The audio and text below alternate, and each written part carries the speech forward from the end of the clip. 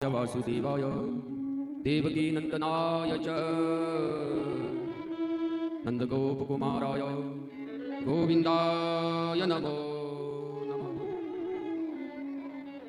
परम मंगलमय प्रातः अखिलेश्वर अकारण करुणा वरुण भक्त वांछित कल्पतरु तड़ुदित विनिंदित पीतांबरधारी श्री बालकृष्ण की वांग्मयी प्रतिमूर्ति श्रीमद् भागवत महापुराण प्रातः स्मरणीय गुरुदेव महाराज, आदरणीय ब्राह्मण देवता संत समाज, मातृशक्ति देवियों, प्रत्येक जीवात्मा भाई और बहनों तथा बच्चा साथियों, आज भगवान की पावन कथा का अमर कथा का पंचम दिवस है।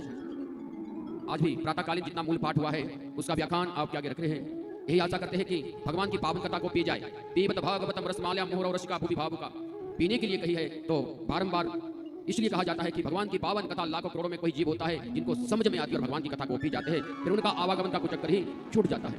यह लोक इस लोक में तो आनंद लेते ही है, परंतु परलोक में भी वो जीव आनंद लेते हैं। यहाँ तो कैसा भी सुख भोग लो, परंतु जब यहाँ से जाना है तो आगे क्या मिलेगा, तो ये मनन करने का, चिंतन करने का विषय है। इस शरीर को छोड़ना है, जाना है, इसका समय निश्चित हो चुका है। कितनी तैयारी की है यहाँ से जाने की, मतलब ही नहीं है।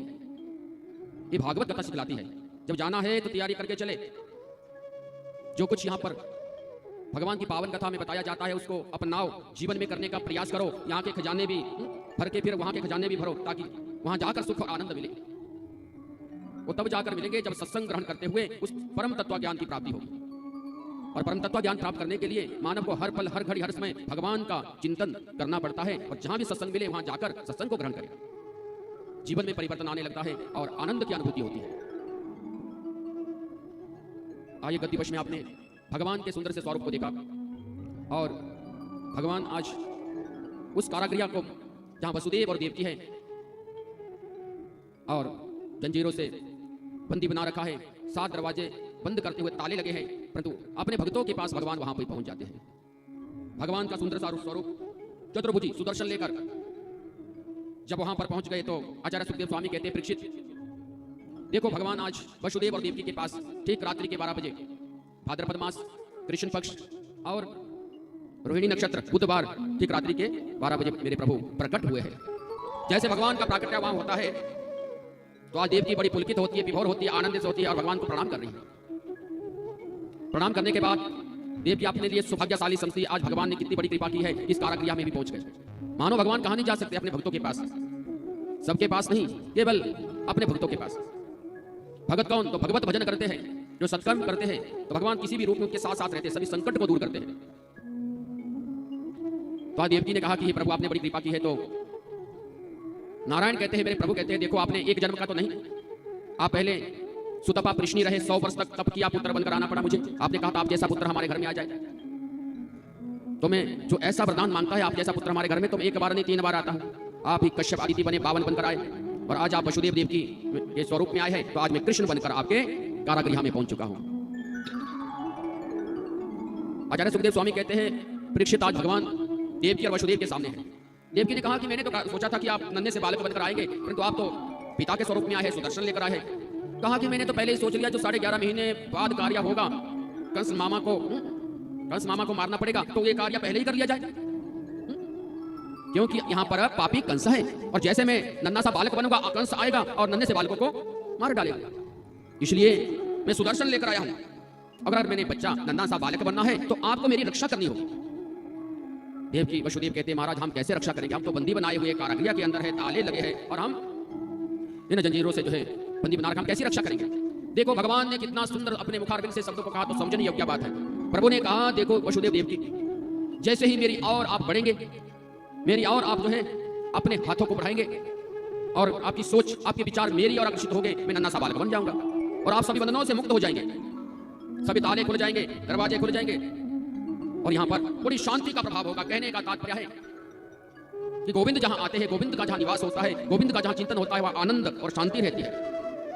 और कहा कि मुझे यहां से ले जाना पड़ेगा, अभी कुछ समय के बाद कंस मामा का उद्धार होगा, यहां से मुझे गोकुल में लेकर जाना है, यशोदा मैया के पास। वहां पर महामाई जगदम्बा, पारंबा, आद्याशक्ति, अष्टभुजी देवी वहां पर माया स्वरूप में आ चुकी है, योग माया के रूप में है, और उस योग माया को आप वहां से लेकर आएंगे। जैसे योग माया यहां पर आएगी तो वहां अवश्य अशांति फैल जाएगी। पूरा समझा दिया। और आज रात्रि के ठीक 12 बजे जैसे ही भगवान नन्हे से बालक के रूप में प्रकट होने लगे तो देवता एक नजर से मानो आज पशु पक्षी सभी मंद मंद बारिश होने लगी और देवता क्या सत्या सत्या की महिमा गाने लगे, इसलिए कि ऐसा ना हो कि मामा बने हैं कृष्ण के कंस और कहीं छोड़ दे तो उपद्रव हो जाएंगे। कहने लगे सत्या सत्या की महिमा इसलिए गाने लगे कि हे गोविंद, याद रखना उस सत्या को जो आप कंस को मारने के लिए आपने यह अवतार लिया है, इसने बड़े उपद्रव किए हैं, पाप किए हैं, इसलिए कंस मामा को जरूर मारना। इसलिए सत्या सत्या कहकर सभी देवी देवता गुणगान करने लगे और पुष्पों की बारिश होने लगी, मंद मंद बारिश, बादल गरजने लगे, बारिश होने लगी, बिजली चमकने लगी और सभी जीव जंतु स्तुति करने लगे। और देवता देखते कैसे बनते हैं भगवान, देखो आज इतने बड़े स्वरूप में नन्हे से बालक, वो परमात्मा है, परब्रह्म है, वो कुछ भी कर सकते हैं। सत्या सत्या की महिमा गाने लगे। सत्याव्रतम सत्यापरम त्रिसत्यां सत्यस्य योनि निहितं च सत्या सत्यस्य सतमृतं सत्यानेत्रं सत्यात्मकं त्वां शरणं प्रपन्नः। देवताओं ने जैसे ही सत्या की महिमा गाई, सत्या सत्या बोलकर जो वहां पर स्वागत किया, और आज मेरे प्रभु इतने स्वरूप में जिन्होंने चतुर्भुजी और गजन की माला डाली है, सुदर्शन लिया है, नन्हे से बालक के रूप में आज देवकी की गर्भ से प्रकट हो गए। बोली बाल कृष्ण भगवान की जय। नन्हे से बालक है भगवान चमत्कारी की नहीं, भगवान कुछ भी कर सकते हैं। असंभव को संभव कर सकते हैं, संभव को असंभव कर सकते हैं। आज मेरे प्रभु नन्हे से बालक बन गए, सुंदर सी टोकरी ली और सजाई, जैसे हाथ आगे बढ़ाए कृष्ण की ओर, गोविंद की ओर, तो सारे जो बेड़ियां हैं, जंजीरें हैं, खुल गई। मानो कि आज आचार्य सुखदेव स्वामी कहते हैं, परीक्षित, मानव जब गोविंद की ओर बढ़ता है, परमात्मा की ओर बढ़ता है, सभी बंधनों से मुक्त होने लगता है। यहाँ ये ज्ञान मिलता है। कथा तो आप एक बार नहीं अनेक बार जगह जगह पे सुनते, तो मतलब क्या है कि हम गोविंद की ओर, कृष्ण की ओर, भगवान की ओर जितना बढ़ेंगे उतना बंधनों से मुक्त हो जाएंगे। और समझने योग्य ये बात है, योग माया जब कन्या आएगी तो वही बंधन में, माया में उलझ जाएंगे और वही चिंता में और तरह तरह से अशांति फैल जाएगी। गोविंद का चिंतन करेंगे तो सदा शांति रहेगी और माया के चक्कर में पड़ेंगे तो सदा दुखी रहेंगे। ये सीधा सा मतलब यहाँ पर हो गया। भगवान ने दर्शा दिया, गोविंद है जितनी देर तो सभी के लिए नींद पड़ी है, संतरी जो है, सैनिक जो है सो गए हैं और भक्त जन जो है गुणगान कर रहे हैं। और रात्रि के समय मानो आज मेरे प्रभु जैसे वसुदेव जी वहां से टोकरी में कृष्ण को उठाया, उठाकर चले, जब चलने लगे पहला पांव आगे बढ़ा, दूसरा रखा तो अपने आप ही ताला खुल गया, दरवाजा खुल। है आनंद की नहीं, ये जीवन की ग्रंथियां खुल जाती है। जो अंदर मानव के अंदर, शरीर के अंदर जो चिंता में डूबे हैं और दुखी रहते हैं, तरह तरह से दुखी रहते हैं, गोविंद का कीर्तन जब प्रारंभ होता है, भगवान का भजन जब प्रारंभ होता है, हर पल हर घड़ी मानव कैसा रहता है, मानव कंस की नगरी में है। कंस की नगरी में कैसे चुप बैठे रहते हैं घर में, इसको डिप्रेशन भी कहते हैं। क्या कहते हैं? चिंता का इलाज डॉक्टरों के पास भी नहीं है, वो भी कहते हैं कि अच्छी जगह में ले जाओ कहीं, हमारे बड़ी चिंता है। चिंता को केवल चिंतन मिटा सकता है, गोविंद का चिंतन सदा ही चिंता को मिटा सकता है। जैसे जैसे आगे वसुदेव जी बढ़ने लगे गोविंद को लेकर, तो वैसे वैसे सारे दरवाजे खुलने लगे। मानो आज गोविंद साथ में हो तो सभी संकट भी, सभी दुख भी और सभी ये बाधाएं दूर हो जाती है। तो आज सभी संकट दूर होने लगे और बंधनों से मुक्त हो गए और बाहर निकल गए। बाहर निकलते ही आज पहला पांव जब रखा तो मंद मंद बारिश हो रही है। चलने लगे, चलते चलते यमुना में जैसे प्रवेश किया और यमुना इतनी पुलकित हो गई, यमुना इतनी विभोर हो गई, यमुना इतनी आनंदित हो गई कि ऊपर की ओर आने लगी कि आज मेरे स्वामी जी, मेरे पतिदेव जी आज नन्हे से बालक के रूप में आए हैं। अब देखो, कन्हैया ने सोचा, गोविंद ने सोचा कि कहीं ऊपर की ओर आ गए तो मेरे पिताजी वसुदेव जी आज जब गले से ऊपर जल आएगा तो मुश्किल हो जाएगी। थोड़ा पांव नीचे कर लिया, टोकरी से पांव को स्पर्श किया, अब देखा कि पांव ही स्पर्श हुआ, अभी तो मुख भी देखना है। गोविंद ने कहा, यमुना कोई बात नहीं, मुश्किल हो जाएगा, आप चरणों को ही स्पर्श करके शांत हो जाओ। तो यमुना आज शांत हो गई और घुटनों तक वो जल आ गया और यमुना को पार किया वसुदेव ने और गोकुल में, ब्रज में प्रवेश कर गए। रात्रि का समय था, ब्रज में प्रवेश किया, गोकुल में। जब गोकुल में आए तो देखा कि यशोदा मैया के कक्ष में प्रवेश कर गए। जब यशोदा मैया के कक्ष में प्रवेश किया तो यशोदा मैया बड़े आराम से सोई हुई है और एक छोटी सी सुंदर सी कन्या सामने है। कन्या जब देखी तो वसुदेव जी तुरंत ही लाला को वहां रख दिया, कन्या को उठा लिया और उस कक्ष से और यशोदा मैया के महलों से बाहर निकलने लगे। लाला को थोड़ी सी चदरिया दी, यशोदा मैया के पास रखकर और योग माया कन्या को उठाकर आज गोकुल से वापिस आने लगे। ब्रजमंडल से जैसे वापिस आए, यमुना पार की, मथुरा में आए, 7 कोठरियां प्रवेश की और जैसे पहला दरवाजा प्रवेश किया तो अपने आप ही बंद हुआ गया, ताला लग गया। जैसे जैसे प्रवेश किया 700 दरवाजे लगे, 700 ताले लगे और देवकी की गोदी में जैसे योग माया कन्या को दिया, अपने आप ही बंदी बन गई। आचार्य सुखदेव स्वामी कहते हैं, परीक्षित, योग माया का प्रभाव पड़ा तो आज सभी बंधन में पड़ गए। योग माया रोने लगी और बाल ध्वनि जैसे सुनाई दी तो सैनिक उठ गए। सैनिक तुरंत जाते हैं कंस महाराज जी के पास और कंस महाराज से कहते हैं, महाराज 8वां आ गया है, 8वां आ गया है तो जल्दी से चलो। कंस ने उसी समय सैनिकों के साथ और वहां कारागृह में प्रवेश कर गए। कारागृह में प्रवेश करते ही क्या देखा कि वहां पर तो कन्या है।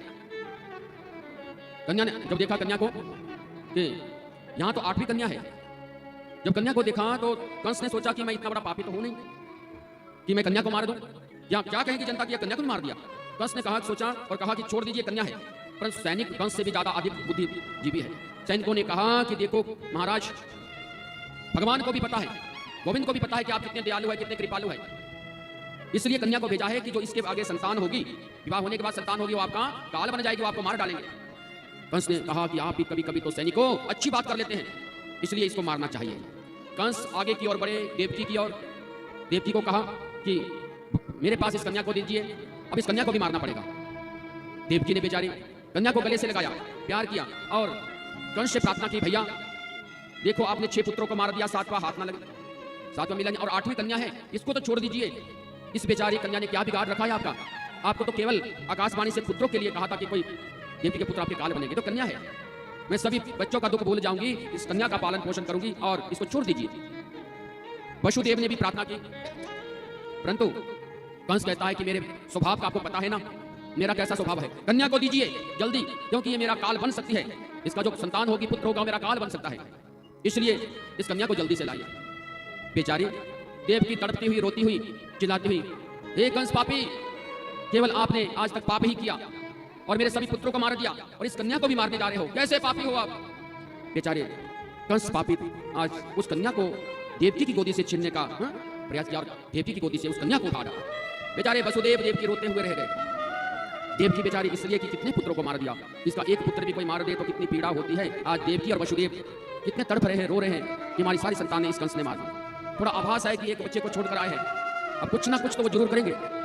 वसुदेव कहते हैं, ये कंस पापी, अवश्य आपको जो आपने हमारे इन बच्चों को मारा है और इस कन्या को भी मारने जा रहे हैं, तो प्रभु गोविंद आपको जरूर दंड देंगे। बड़े क्रोधित हुए कंस कि मेरे स्वभाव का पता है, आज मैं अपने काल को कहीं नहीं छोड़ूंगा और इस कन्या को भी मार डालूंगा। देवकी वसुदेव से कहती है, कैसा पापी है ये कंस, जिन्होंने सभी बच्चों को तो मारा डाला, आज कन्या को भी मार डाला। इनके लिए मन में तनिक भी कोई दया नहीं आई कि कन्या को भी, इस कन्या को छोड़ दीजिए। वसुदेव कहते हैं कि आपको पता है, जो आपको ही मारने लग गया था तो ये बच्चों को कहां छोड़ेगा। वैसे ये कंस है, वैसे उनके सैनिक हैं। कंस वहां से चलकर जो है यमुना के किनारे पे गया और कन्या का पांव पकड़कर जैसे ही पत्थर पर पटकने लगा तो कन्या हाथ से फिसल गई और आकाश मंडल में जाकर कन्या ने अष्टभुजी देवी का रूप धारण किया और अष्टभुजी देवी का रूप धारण करते हुए आकाशवाणी से आवाज दी, ये पापी कंस, आपने जो आज निरपराध, मैंने कोई अपराध नहीं किया था, कोई पाप नहीं किया था, मुझ जैसे बच्चों को आपने आज इतनी पीड़ा देते हुए मृत्यु को प्राप्त करना चाहा, परंतु आपको दंड जरूर मिलेगा। आपका काल जो है ब्रज में अवतार ले चुका है। कंस हाथ जोड़कर कहता है कि हे देवी, आप ये तो बता दो कि ब्रज में कहां है, कैसा होगा, कहां की वो काला काला होगा, घुंघरे बाल वाला होगा, ब्रज में अवतार ले चुका है। आज ऐसी सूचना सुनकर कौन सा घर है ये तो बता दो। देवी ने कहा कि ऐसा बताने वाली नहीं हूं, परंतु आपका काला अवतार ले चुका है। कंस वापिस आ जाता है और बहुत बड़ी चिंता कंस के लिए होती है। जब कंस के लिए चिंता होती है, नारद जी का आगमन होता है। नारद जी ने देखा कि इसको और भयभीत किया जाए। संत नारद ने कहा कि जो आपका काल होगा, देखो आपका जो काल होगा वो काला काला होगा, घुंघरे बाल वाला होगा, टेढ़ी चाल वाला होगा, रंग भी काला होगा। और महाराज कहाँ होगा? तो कहा जाता है कि कहीं भी वो प्रकट होगा और अवतार ले चुका होगा। कंस को बड़ी चिंता होगी, काले काले हर एक वस्तु से डर लगने लगा। यहाँ तक परिस्थिति बिगड़ गई कि कंस का भी चिंतन कृष्ण की ओर इतना बढ़ गया कि हर पल हर घड़ी और कृष्ण के बारे में कि मेरा काल कहाँ होगा। और बड़ी सभा बुलाकर जहाँ बड़े बड़े राक्षस आ गए और अकालिक सभा बैठी और वहां पर जो है सभी के पास कहते हैं कि उस काल को ढूंढिए, उस बच्चे को ढूंढिए, कहाँ होगा वो बच्चा, किसके घर में होगा। मथुरा के बीच में तो बड़ा सन्नाटा हो गया और बड़ी चिंता में डूब गए कि कहाँ होगा वो काल। ये तो रही मथुरा की बात। अब थोड़ा सा ब्रज में पहुंचिए, जो ब्रज भूमि में आज भी मेरे गोविंद का ऐसा आगमन हुआ है कि रात्रि से जब प्रातःकाल होती है, प्रातःकाल होते ही तो आज नंद बाबा के घर में 6 महीने पहले ही नंदा और सुनंदा दोनों पहुंची है। सुनंदा छोटी है, सुनंदा प्रातःकाल ही उठी और उठकर जो है पहले यशोदा मैया के महल के अंदर और उस कक्ष में प्रवेश कर गई। जब प्रवेश किया तो देखा कि लाला आगे, बड़ी खुश प्रसन्न हो गई और आगे जब बढ़ने लगी तो देखा कि बहुत लाला होगा कि लाली होगी। अब लाला होगा तभी तो हम बधाई देने जाएंगे। अब चदरिया उठाने लगी, जैसे चदरिया उठाई मानो आज पहला चेहरा सुनंदा ने देखा तो चेहरा देखते ही आज सुनंदा देखती ही रह गई। इतना सुंदर, इतनी सुंदर पलके, इतनी सुंदर आंखें, इतना सुंदर चेहरा देखती कितना लाला सुंदर है। गदगद हो गई और आज सुनंदा ने वहां से दर्शन करके आज बड़ी प्रसन्न हुई। मानो आज ऐसी छवि बन गई सुनंदा के, दौड़ती हुई भागती हुई अपने भैया नंद बाबा के लिए बधाई देने के लिए भागती हुई चलती हुई वहां से चलते चलते चलते बधाई देने के लिए पहुंची गौशाला में। नंद बाबा के गौशाला में 9 लाख गौए हैं। कितनी है? 9 लाख गौए हैं। पहले धनी कौन होते थे? इनके पास गौधन ज्यादा था। गौधन 9 लाख गौए नंद बाबा के, वृषभानु के और ज्यादा थी 11 लाख। वो भी धनी थे। वैसे जगह जगह पे जो है गौए बहुत ज्यादा, आज भी ब्रज में बहुत गौशाला है और गौए रखते हैं। पहले 9 लाख गौए तो आनंद बाबा के। जैसे सुनंदा वहां पर पहुंच रही है, सुनंदा ने आवाज लगाई, भैया बधाई हो। और जैसे बधाई देने लगी तो नंद बाबा बाहर निकले, सुनंदा से पूछा, बताओ क्या हुआ? आपके यज्ञ का प्रभाव, आपकी तपस्या, आपका भजन, आपने ब्राह्मण देवता से जो यज्ञ करवाया था और ब्राह्मण देवता की वाणी से आशीर्वाद मिला था कि आपके पुत्र होगा, पुत्रवती भवा। और आज ब्राह्मण देवताओं के मुखारविंद से जो वाणी से आशीर्वाद निकला, आज ब्राह्मण देवताओं के आशीर्वाद से आपके लाला ने जन्म ले लिया है। नंद बाबा बड़े प्रसन्न हुए और सुनंदा की वाणी को सुनकर आज इतने पुलकित हुए कि डुबकी लगाई वहां पर यमुना में, गौशाला में ही, और अपनी दाढ़ी को सुजाया, पगड़ी को, जरी की पगड़ी लगा ली और आज को लाला के दर्शन कर लिए। पूरे ब्रज के बीच में आज पता चल गया कि यशोदा मैया के लाला ने जन्म लिया है। पूरे ब्रज के बीच में जब पता चला तो प्रत्येक घर से इतनी अवस्था में, बूढ़ी अवस्था में आज लाला ने जन्म ले लिया। देखो आज चमत्कार हो गया, चमत्कार। नंद के घर में आज लाला आ गए हैं तो सबको ये चमत्कार लगता है कि इस अवस्था में जाकर भी किस प्रकार से लाला ने जन्म लिया। तो सब देखने के लिए गोपियां, हजारों गोपियां वहां पर पहुंच गई। हजारों गोपियां जब वहां पर आए तो प्रत्येक गोपी का एक ही मन है कि लाला का चेहरा देखना। और जो गोपी नंद बाबा के घर आंगन में आती और गोविंद का मुख देखती तो मानो आज गोपियों का चित्त, गोपियों का मन ऐसा लगने लगा कि ऐसी छवि बन गई कि प्रत्येक गोपी बार बार जो है उस मुखड़े को देखने लगी। एक माता 95 वर्ष की, 16 श्रृंगार कर लिए माता ने। कितने? 95 वर्ष की। क्यों? आज लाला को देखना है, यशोदा मैया के घर जाना है। श्रृंगार तो किया पर उल्टा सीधा श्रृंगार हो गया। आंखों में लगाने वाला काजल मुख में लगा लिया, मुख में लगाने वाला आंखों में लगा लिया। जो गोपियों ने देखा तो सभी गोपियां हंस पड़ी, देखो माता का श्रृंगार।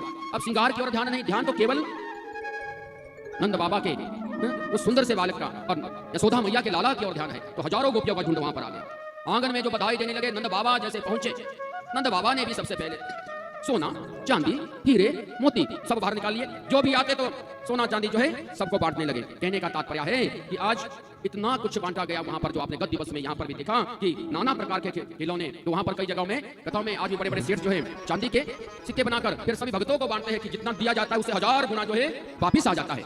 जितना धन दिया जाता है उतना वापिस आ जाता है। तो बड़े भाव से आज प्रांगण में मानो कि लाखों गोपियों का झुंड और सभी बधाई दे रही है।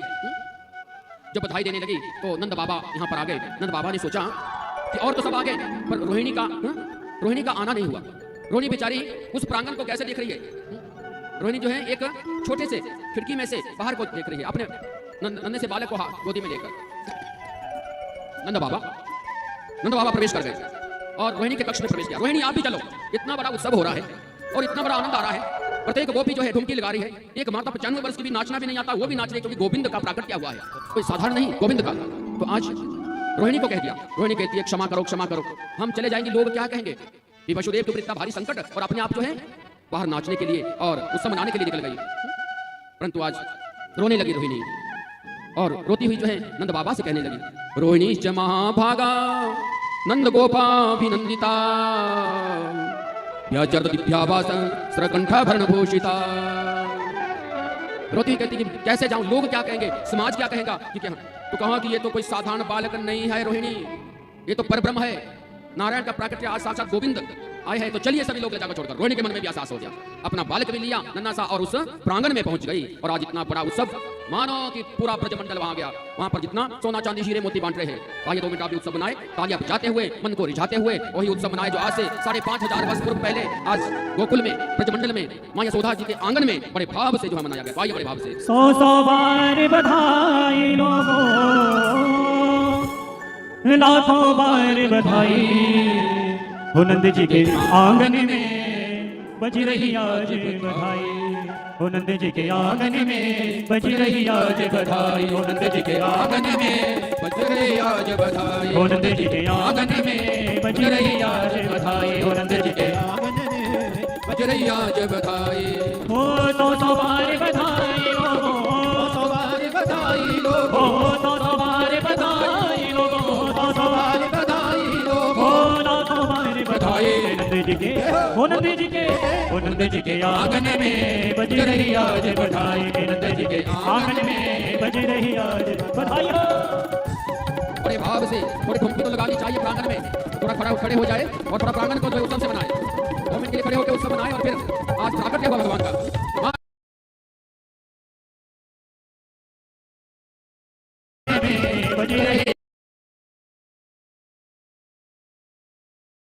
बज रही रोहिणी भी आकर बड़ा आनंद से वहां उत्सव मनाने लगी और आज लाखों गोपियों का बाल कृष्ण भगवान की आज प्रांगण में बड़ा उत्सव हुआ, लाखों गोपियों का झुंड। रोहिणी भी आकर बड़ा आनंद से वहां उत्सव मनाने लगी और आज परब्रह्म परमात्मा का प्राकट्य हुआ है, कोई साधारण बालक का नहीं। मानो आज गोपियों का चित्त उस मुखड़े की ओर देखने का बार बार प्रयास कर रहा है। पूरे ब्रजमंडल में जितने भी वहां पर गोपियां हैं, माता बहनें सब आकर जो है बधाई दे रही है आज यशोदा मैया को, नंद बाबा को। बड़ा उत्सव मनाया गया, दिन रात वहां पर आनंद से उत्सव मनाते हुए वृषभानु की लाडली राधा रानी जैसे बरसाने में पता चला तो वहां से कन्हैया को टीका लेकर आ गए और बरसाने की गोपियां भी वहां पधारी और कन्हैया का पूजन किया, कन्हैया को टीका लगाया कि हमारी पुत्री राधा रानी ये रिश्ता पक्का हो गया। वृषभानु और नंद बाबा का पहले ही बातचीत हो गई थी कि जब जब भी हमारे संतान होगी, बच्चे होंगे तो रिश्ता पक्का होगा। अगर आपके पुत्र होगा मेरी कन्या भी रिश्ता पक्का, और आपकी कन्या होगी अगर और हमारे पुत्र होगा तब भी जो है ये रिश्ता पक्का होगा। तो आज भगवान का गोविंद का टीकाकरण किया, बड़ा उत्सव मनाया गया। बरसाने की गोपियों ने भी बड़ा वहां पर उत्सव मनाया और यशोदा मैया को बधाई दी। ये राधा रानी भी कोई साधारण कन्या नहीं है, इनका प्राकट्य भी यमुना से हुआ है। बहुत ज्यादा वृषभानु और उनकी धर्मपत्नी बहुत तपस्या की है दोनों ने। माता कीर्ति जो है इतनी तपस्या की है कि प्रतिदिन प्रातः काल उठना, भगवान का भजन करना, संतान ऐसे नहीं मिलती, सोचने से नहीं, चिंता से नहीं, विवाद से नहीं।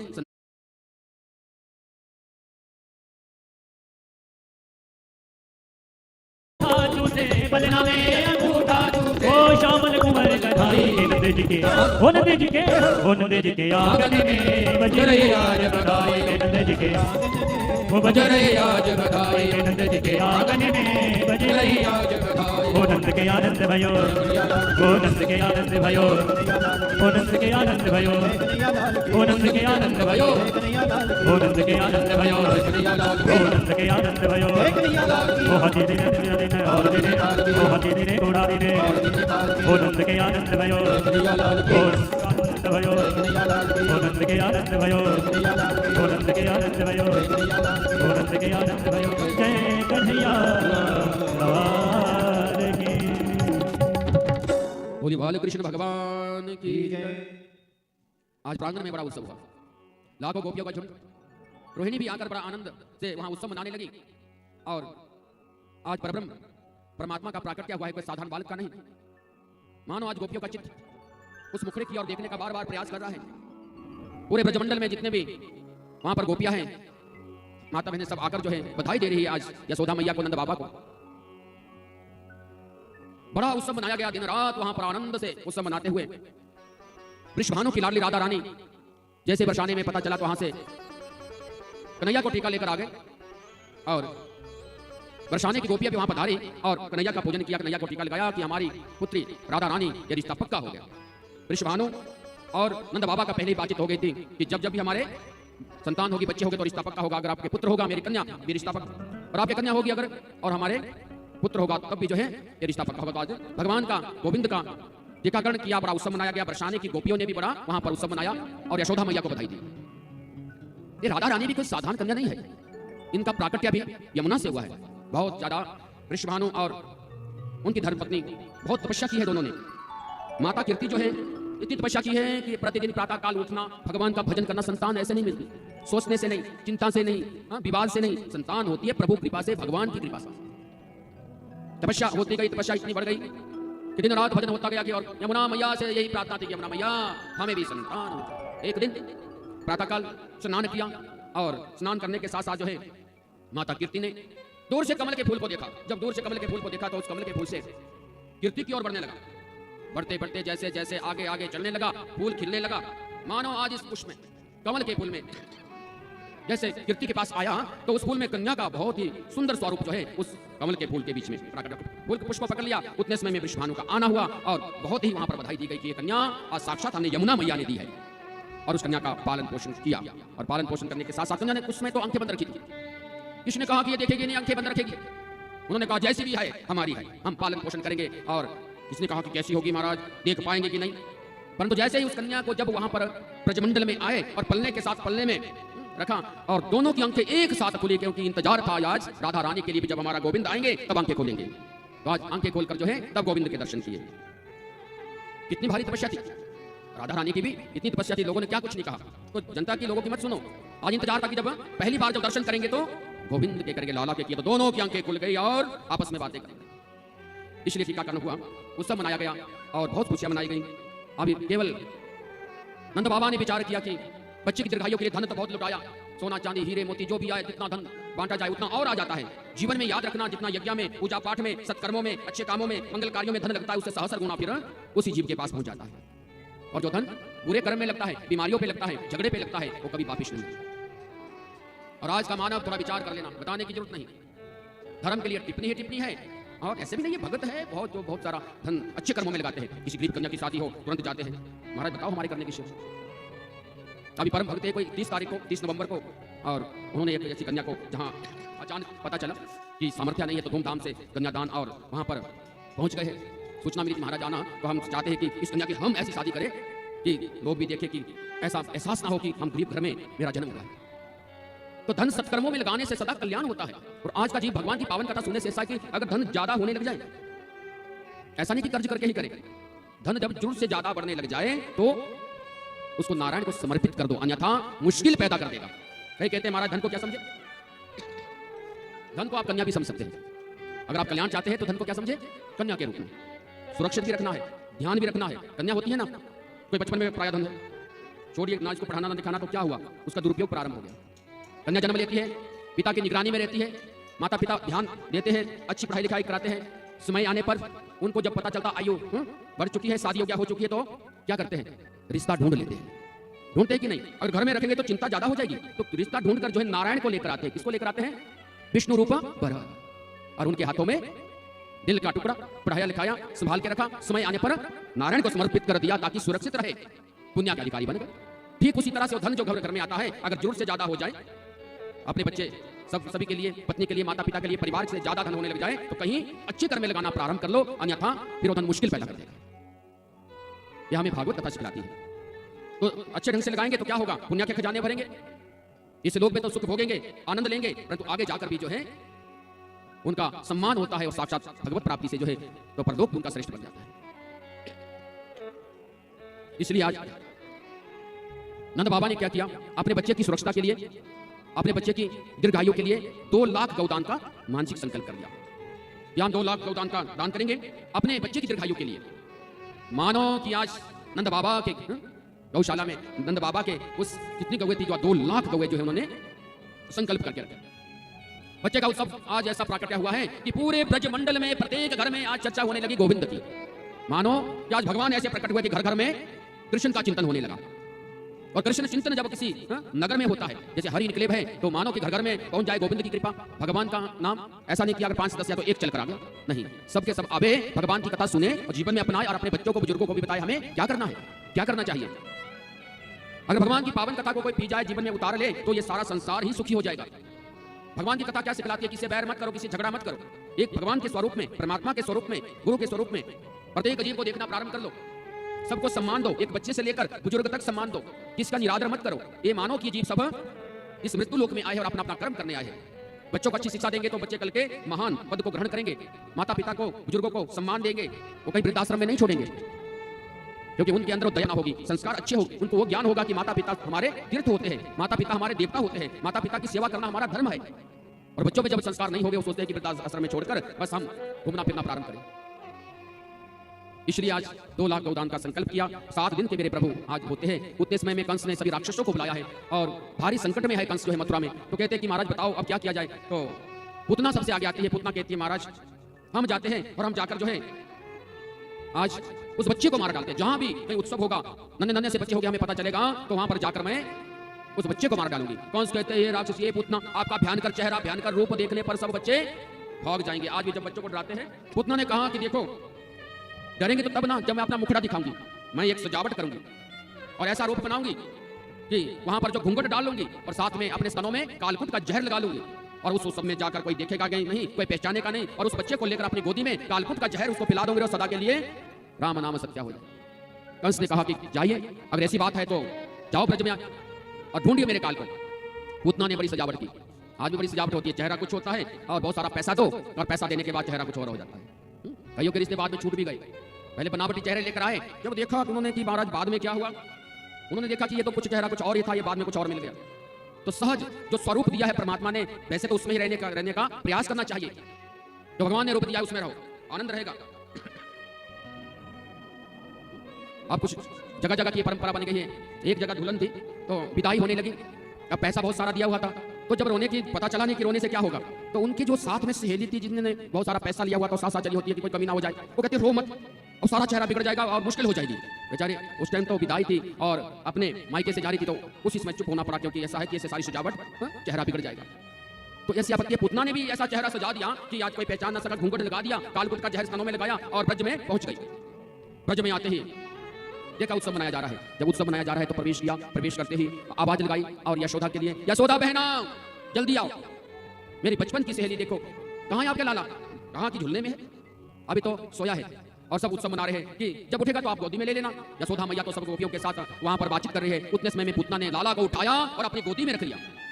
आचार्य सुखदेव स्वामी कहते हैं, परीक्षित देखो आज थोड़ा सा कि आज पुतना राक्षसी की गोदी में मेरे प्रभु 7 दिन के हैं और गोदी में बैठ गए। जैसे गोदी में हुए तो गोदी में लेते ही पुतना ने देखा कि सारे आज ब्रजमंडल में सभी गोपियां आपस में नाच गा रही है। तो समय देखते हुए पुतना ने उसी समय कालकुट का जो जहर है स्तनों में लगाया है, तो पिलाना प्रारंभ करने जा रही है। प्रभु ने दोनों आंखें बंद कर दी। परीक्षित पूछने लगे, महाराज ये बताओ, आज मेरे प्रभु ने दोनों आंखें ही बंद कर दी।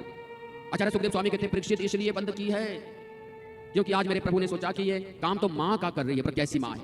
माँ ने कभी अपने बच्चे को जहर नहीं दिया, परंतु ये कैसी माँ है। कुछ संतों का कहना है, कुछ ऋषि मुनियों का कहना है कि एक आंख में चंद्रमा है, एक में सूर्य नारायण। ये कहते हैं कैसी कैसी माँ है जो आज अपने बच्चे को मारने के लिए कालकुट का जहर पिला रही है। परंतु आज मेरे प्रभु इसलिए आंखें बंद की है कि भोले बाबा का ध्यान किया है। एक संकेत है, भोले बाबा पहले भी आपने समुद्र मंथन में जहर का पान किया है, तो आज भी आ जाइए, मैं नन्हा सा बालक हूं, आकर जो है आप इस जहर का पान करें। जैसे पुतना ने कालकुट जहर पिलाने लगे अपने स्तनों से, तो घट-घट करके पीने लगे मेरे प्रभु भोले शंकर, वहां आकर जो है अपने उस जहर को पीने लगे। कालकुट का जहर है, कोई साधारण तो नहीं है। आजकल कहते हैं कि देखो हमारा बच्चा भी ऐसा, भगवान ने बेशक है, भगवान ने तो 7 दिन में राक्षसी की गोदी में कालकुट का जहर पी रहे हैं, तो परमात्मा नहीं है वो। तो जैसे पीने लगे तो एक हाथ से स्तन पकड़कर और दूसरे से कालकुट का जहर पी रहे, तो पुतना खड़ी हो गई। वेदना होने लगी, पीड़ा होने लगी, पुतना बाहर को भागने लगी। जब पुतना बाहर को भागने लगी तो भागती भागती यमुना के किनारे पे पहुंच गई। कहती है कैसा दुष्ट बच्चा है, कैसा है कि अभी कालकुट का जहर तो पी लिया, अब मुझे तो छोड़ दीजिए। आभास हुआ, कहने लगे कि छोड़ता तो मैं है नहीं, क्योंकि आपने आज अपना दुग्ध पान करवाया है, चाहे जहर ही पिलाया, पर तो माँ तो बन गई ना, अब माँ को तो गति मिलेगी ही। और ये पुतना कोई साधारण नहीं है। आचार्य सुखदेव स्वामी कहते हैं, परीक्षित ये राजा बलि की पुत्री है। जब बावन भगवान आपने गति बस में सुना था कि उस टाइम बावन भगवान आए थे, इनके मन में, राजा बलि की पुत्री के मन में क्या आया था कि मैं इनको दुग्ध पान करवाती, कितना सुंदर बालक है। जब विराट रूप धारण कर लिया था तो उसी रत्नमाला ने कहा था कि इसको दुग्ध पान नहीं, इसको तो जहर पिलाना चाहिए जो मेरे पिता को आज दिन पांव से सारी जगह है। तो वही रत्नमाला आज पुतना के रूप में आई है, राक्षसी के रूप में आई है। जहर पीते पीते आज प्राण निकलने लगे और पुतना के प्राण आज ऐसी विशाल शरीर होने लगा कि आज 18 किलोमीटर का जब उनकी पुतना की मृत्यु होती है, प्राण अंत होते हैं, ग्राम से जब गिरी सारे बागीचे पर, वहां पर जो है यमुना के किनारे पे 3 कोस में 18 किलोमीटर में शरीर फैल गया। जैसे ही पुतना का समाचार मिला कि पुतना राक्षसी की मृत्यु हो गई, तो नन्हा सा बालक आज मेरे गोविंद पुतना के ऊपर बैठकर जो है रोने लगे, ताकि ऐसा समझे कि ये बालक राक्षसी ने पकड़कर लाया और ये किसी ने और ने उस पुतना को राक्षसी को मार दिया। सारे ब्रजवासी आए दौड़ते हुए, भागते हुए और वहां पर देखने लगे पुतना को, तो देखिए इतनी बड़ी राक्षसी। सब कहने लगे महाराज ये तो गजब हो गया, राक्षसी कहां से आ गई। सब लाठियों से मारने लगे। जब लाठियों से मारने लगे तो बालक तो रो रहा है। माँ यशोदा ने उठा लिया गोदी में लेकर और देखा कि इस राक्षसी की छाया पड़ गई। और इस राक्षसी की छाया पड़कर जो है मेरे बालक पे आज भूत प्रेत पिशाच कुछ ऐसा किसी प्रकार का कोई हवा लग गई होगी, कोई भूत का प्रभाव पड़ गया होगा। तो वहां से लेकर गौशाला में ले गए। गौशाला में लेकर गौ माता की पूंछ पकड़ ली और पूंछ पकड़कर झाड़ा लगाने लगे। जब पूंछ पकड़ झाड़ा लगाने लगे तो बालक वहां पर नन्हा सा बालक मेरे गोविंद माँ यशोदा की गोदी में और झाड़ा लग रहा है गौ माता की पूंछ का। जब पूंछ का झाड़ा लगने लगा तो गोविंद से प्रार्थना कर रही है मैया, क्रीडंतम पातु गोविंद शयनम पातु माधव, शयनम पातु माधव। हे गोविंद, जब मेरा बच्चा खेले, प्रांगण में खेले, तो मेरे बच्चे की रक्षा करना।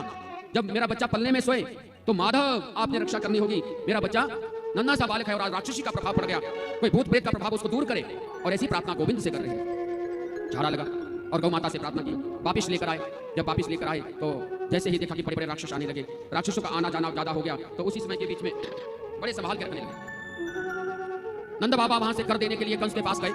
जब कर देने के लिए कंस के पास पहुंचे, कर दिया कर देने के साथ साथ वसुदेव मार्ग में मिले 5-7 दिन के लिए वसुदेव को छोड़ रखा था।